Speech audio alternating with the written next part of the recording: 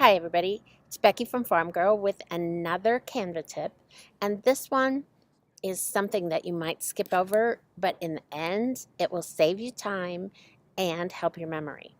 And this tip is about naming conventions.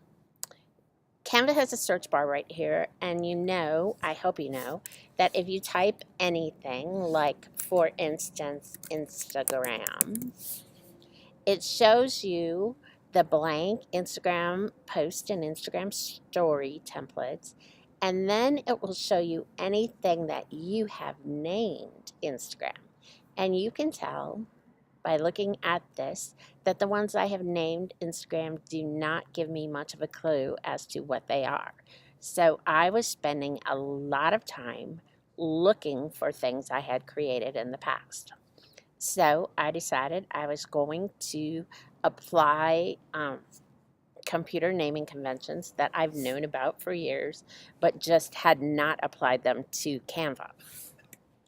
So anything that has to do with, say, an April newsletter starts with April. So if I type in April, then I will get April newsletter kinds of things. If I type in newsletter graphics, I get March Pilates with a friend for the newsletter. I get something that I made for a newsletter. So you can tell that the better you name things, the better you will be able to, or the easier you will be able to find them.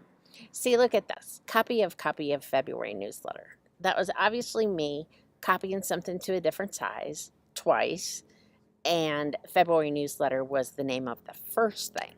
But it's really not very helpful in the scheme of things.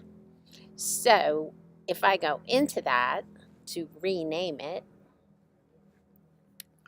all you have to do to rename it is go up, open the document, go up into the title space, and this actually is a February River City Pilates newsletter graphic. And then I'm going to put the size wide so that I know if it's the square one or the wide one.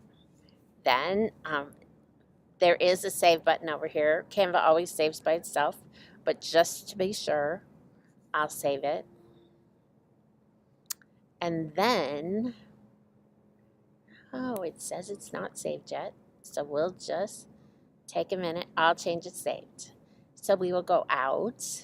We will go back and type in RCP newsletter, which means it's a graphic I created for River City Pilates. And there it is, February newsletter graphic wide.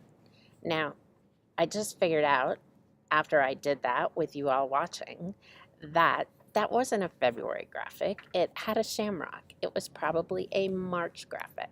So I'm going to go in and change it again.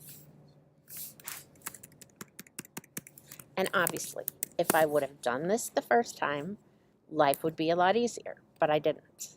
So just consider the naming convention when you create something. Take the time to put it up there.